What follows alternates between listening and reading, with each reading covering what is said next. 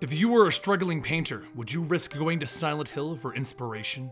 Welcome to the Complete Story Series, where I take trade paperbacks and single issues and I break them down into digestible bites to help you understand. Then I read it dramatically back to you. All alterations to the panels, text, and images are to prevent copyright problems, and all art is owned by its respective companies. This is the second story of our Silent Hill ghost stories.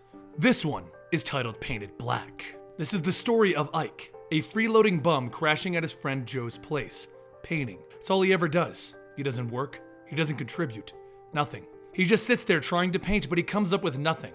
Except now Joe doesn't want him staying around any longer. Trying to find the next place to stay and being shot down, he travels into a subway where he meets someone. Ike comments on the man's tattoo called Wraith Slayer, and the man tells him that it's a band, but he also tells him something else. A place where the ghosts are. Silent Hill. It's a ghost town, but still has everything from power to food. The only reason why he was able to leave was that his friend sacrificed himself to let him escape. And he warns Ike, don't go there. Ike's now interested in this place though. If I was told about a ghost town, I would want to go check it out. So he does. He wants to know more about this town and he wants to know if it's true. And as soon as he arrives, he can see all of the demons. This is it, he thinks.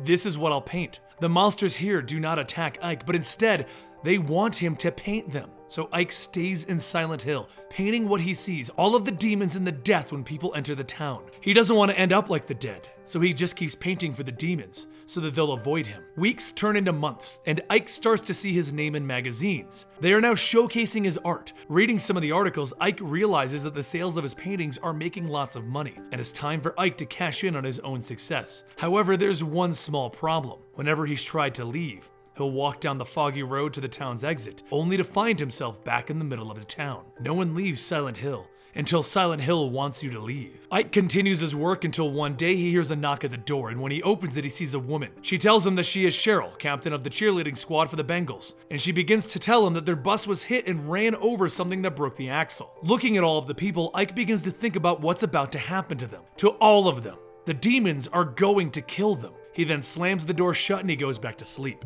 He wakes back up to hear the cheerleader. They are outside practicing. Seeing them all out there, he starts to wonder why the creatures have not attacked them yet.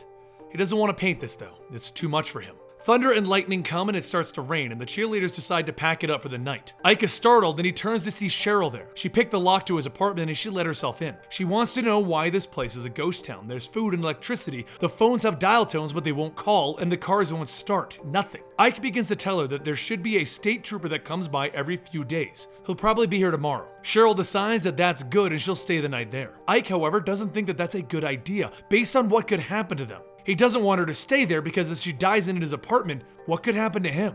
But he chooses not to say anything to her. Cheryl, looking at all of his work, comments on how he has a pretty messed up mind, which Ike responds with, "You don't know the half of it." Being bored, two of the cheerleaders, Chrissy and Missy, look around the place and they decide that it needs a bit more color. The pair start hanging up things, spraying potpourri and doing laundry, getting rid of all of the junk food. And Ike sits back wondering, what did I do to deserve this? He then remembers the time that he stayed at other people's places, doing whatever he wanted. In a twisted fantasy of all of the changes happening, he hears Cheryl comment on how it feels having things changed against his wishes. But he's not having any of it. He tells them to stop touching his things and get the heck out. But that doesn't go over well when Cheryl knocks him out. Ike wakes up to find himself stuffed inside of a cabinet, and Cheryl brings him something to eat and a pen light, and she tells him to not try anything. Ike begins to explain that the things that he paints are real. Ike is then left to himself to think, wondering why the monsters haven't killed him. But he's okay with them leaving him alone. He just wants to get out of this cabinet. Looking through the cracks of the cabinet doors, he sees Cheryl dressed with a military look and a gun. And she begins to tell him that her dad was a crazy survivalist and he taught her everything there is to live, but she still needs his help. Chrissy and Missy have been taken by something, and now they need Ike's help to find the monster's nest. Ike informs them of the bowling alley, and they all begin to make their journey there. While traveling, they come across some monsters at the old firehouse, which they properly take out, and then they take the fire truck to make things a bit quicker. When they get down to the bowling alley, they see Chrissy and Missy calling out for help, but something seems off. They are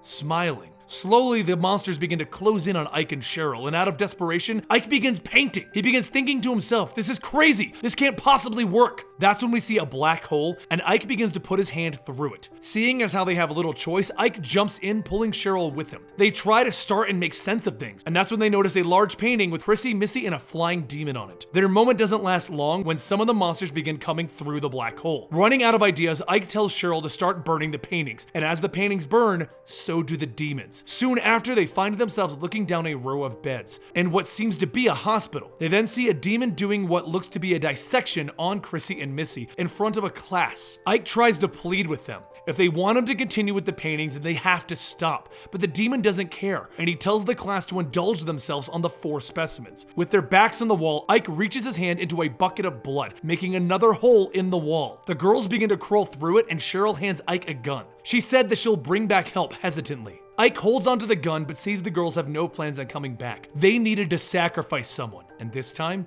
it was Ike. The remaining squad begin to leave town on the fire truck that they took. Still in high hopes for the competition, the girls begin chanting, "Go Bengals!" Chrissy and Missy lean over to Cheryl asking if she's okay, and she responds yes. And the girls tell her to try and not worry. Soon there will be too much going on for her to even remember Ike. And soon after that, we see Chrissy and Missy's faces begin to change into some of the demons from Silent Hill.